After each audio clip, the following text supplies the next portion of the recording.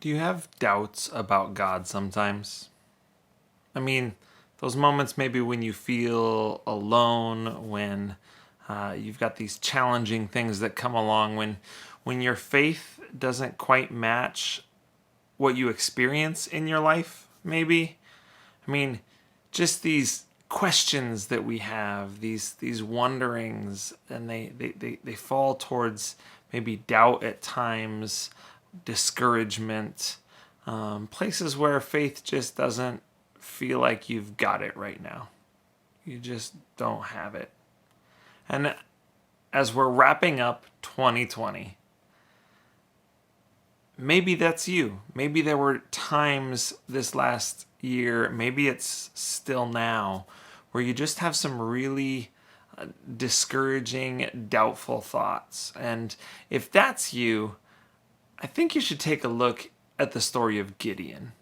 I love the story of Gideon. It's one of my favorite Bible stories. It's about an underdog, right? It's about the least in his family, and his family is the least of the tribes of Israel. It's this underdog that shouldn't have anything to do. He's, when we come across him, he's just threshing wheat secretly to keep away from the Midianite army. I mean, did you know, like, when you think of Gideon, do you think, oh, at this time, let me paint the story for you a little. Because Israel is in trouble. The Midian army continues to just ravage Israel. They continue to come through and take what they want and burn the rest, basically, in spite. And it's difficult for Israel to even find food to eat because Midian has so overpowered them. And it can be interesting in this. I think we sometimes have this view of Gideon as like, well, maybe he was like Noah, like while everyone else didn't have faith, he did. But that's not what we come across. Here in this time of trouble, did you know Gideon actually had some serious, significant doubts? I mean, in the midst of this crisis, when people felt absolutely powerless and hopeless, was this young man named Gideon, who again is secretly hiding, threshing wheat, hoping that he can scrounge up a little bit. And then, when an angel of the Lord, when God appears, when God's messenger appears to him and says, hey, Gideon, God is with you. You know what Gideon's response is? Check this out. It's fascinating. I'm going to read this to you.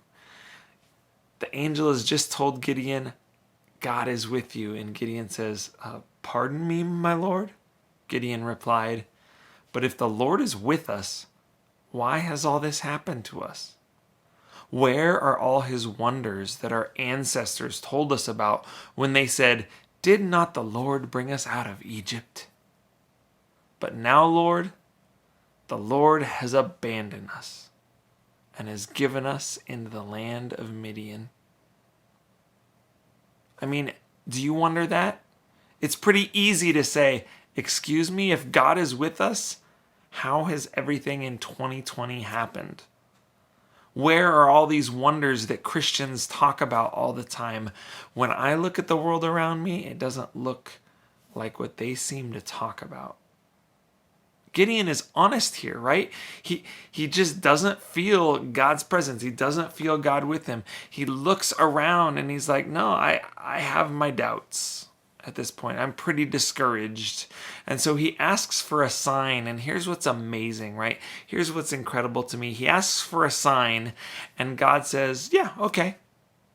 So he goes and he makes an offering and brings it back, and the angel incinerates the offering, burns it up right there.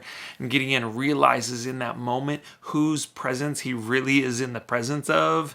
And then the angel disappears, and then Gideon panics. He's like, I just expressed my doubts, my serious discouragements, maybe even a little bit of anger, straight face to face with God's messenger. God's going to strike me down. You can't talk that way to God. You can't have doubts about God. You can't have, right? He panics. And here's what God communicates directly to him. Okay? This is what God says directly to him. He says, but the Lord said, Judges 6:23, the Lord said to him, peace, do not be afraid. You are not going to die. He says, whoa, whoa, whoa. I'm not at war with you. Peace. I'm not angry with you. Peace. Don't be afraid. I'm for you. And it's okay if you have doubts sometimes. It's okay if, maybe you have fears. You can actually pray those to God and say, God, I don't get it. God, 2020 has left me with so many doubts, so much discouragement, lost loved ones. God, and God says, yeah. Listen, I'll take you with your doubts. I'll accept you with your baggage. I'll accept you with your discouragement. I'll accept you with your anger towards me. It's okay to express it. The God who works for us, where we're at, he works right in whatever capacity we have. He's patient. He's long-suffering. He dealt this way with Gideon, and he deals with us this way all the time because he loves us. And so maybe you can take all those doubts, all those discouragements, all those hurts, all those sins, all this mess that has been this last year, take it all up, wad it up, and as messy as it feels, authentically just lay it at God's feet and be like, here's where I'm at right now. God, I am weak, I'm broken, I don't get it, I'm doubtful. Here I am. And I guarantee God's going to have that same message for you that he had for Gideon. God is with you. God has a plan in the mess. And you might not see it, and you can have your doubts, and you can have your fears, and that's okay. But let me tell you, don't be afraid. You won't die. I've got you. So I challenge you to just give 2020 to God in all of its weakness. Let me pray for you. God, thank you so much that you show us grace, forgiveness, and love, that you are patient and long-suffering, that you accept us as we are with our sin, with our doubt, with our anger, with our discouragement. May we express it to you, God. And may we feel you slowly changing our hearts, just like you changed Gideon's. I pray this in your name. Amen.